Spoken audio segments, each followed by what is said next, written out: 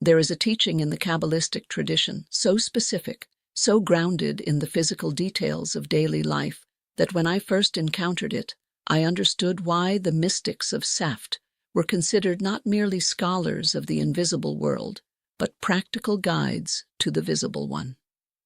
It concerns 5 categories of object, ordinary objects, things found in almost every home, that the tradition identifies as active channels through which prosperity is blocked. Not passively neutral, not merely decorative clutter. Active channels, objects whose presence in a specific condition creates, according to the Kabbalistic understanding of how physical environments and spiritual flows interact, a consistent obstruction to the abundance that would otherwise move through the household. Most people have at least 2 of these in their homes right now. Some have all 5, and they wonder why, despite genuine effort and sincere prayer and honest dealing, the flow of provision feels stuck rather than free. Tonight, I am going to reveal what those 5 objects are, where this teaching comes from, what the Kabbalistic framework says each one does to the flow of provision in a home, and the precise instruction for removing each obstruction. We begin in the city of Prague in the year 1601. Rabbi Yeshaya Horowitz, the Shelah, had been serving for 2 years as the chief rabbi of Prague. Among his many responsibilities was responding to the questions of ordinary households. One week, he received, in the space of 3 days, the same question from 3 different families, 3 households from different parts of the Jewish quarter who did not know each other.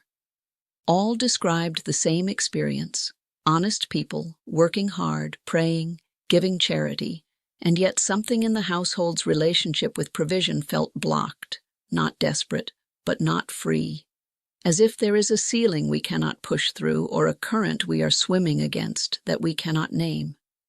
The Shelah listened to all 3. Then he did something that surprised them.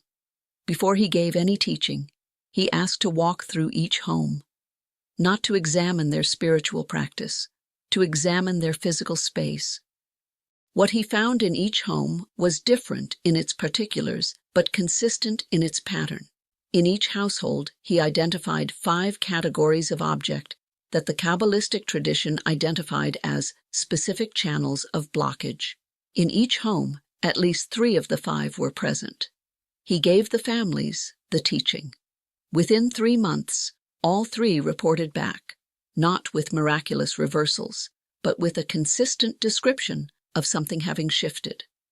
A quality of ease in their financial life that had not been there before, a sense of things moving rather than being stuck. Let me give you what the Shelah gave those 3 families. The first object, a clock or timepiece that has stopped working and remains on the wall or shelf without being repaired or removed. Every object in a home carries a spiritual dimension shaped by its relationship to its function. A clock that no longer moves broadcasts, in the subtle language of the physical environment, the energy of stopped time, of stasis. The Shelah was precise. Time is the medium through which provision moves. Every financial improvement happens over time. A stopped clock creates a subliminal association between the home and the absence of forward movement. Remove it or repair it immediately. The second object, a broken or cracked mirror. The mirror is the only object in the home whose entire purpose is to reflect the self back to the self. When cracked or clouded, it distorts that self-image, not merely aesthetically, but spiritually. The person who habitually sees themselves in a cracked mirror practices, without knowing it, a fragmented self-perception. And a fragmented self-perception cannot hold a whole and abundant vision of what is possible. Replace or repair broken mirrors. A household that sees itself clearly is a household positioned to receive clearly. The third object, accumulated paper, unpaid bills, unanswered letters, unresolved correspondence, kept in visible piles without being addressed. This is one of the most pervasive sources of blockage in the modern household. Every piece of unresolved paper in a visible pile is a small but real source of unacknowledged obligation. Each unanswered bill, each avoided letter, each one is a tiny drain on the household's capacity for clear, forward-moving engagement with reality. Accumulated, they create what the Musar masters called a weight of deferred reckoning, a state in which the household perpetually manages around what has not been addressed. Address correspondence within 48 hours. What requires more time should be filed, not left in a pile. The pile says, things are not being met here, and provision does not flow easily into a household that has established a pattern of not meeting things. The fourth object, food that has been allowed to spoil without being removed. The Torah tradition is unambiguous on this. Food is a carrier of blessing. Lechem, bread, is both the symbol of provision and the vehicle through which acknowledgement of provision is practiced. When food is allowed to rot, when bread goes moldy, when leftovers are forgotten until they are unrecognizable, the sacred energy inverts. It becomes, in Kabbalistic language, a source of tuma, impurity, in the home. Inspect your kitchen weekly. What has been provided and not honored is provision dishonored. And a household that consistently dishonors provision by allowing it to waste will find that provision comes less freely, not as punishment, as a natural consequence of the law that what is not honored does not continue to flow.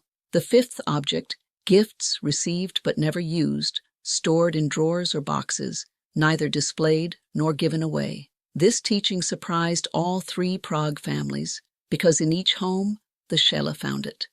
Objects given as gifts, wedding presents, birthday gifts, items received from family, stored away unused, neither integrated into daily life nor passed forward. A gift carries the energy of the relationship through which it was given. When used and visible, that energy is active and alive in the household. When stored away unseen, it goes into stasis. And suspended energy, the Kabbalists taught, cannot move, cannot circulate, cannot participate in the dynamic flow of provision. The instruction: do not let gifts accumulate in storage. Either bring them into use and visibility, or pass them forward with genuine goodwill to someone who will use them. The energy of a gift that moves does not dissipate, it multiplies. Moving energy is the fundamental condition of abundance.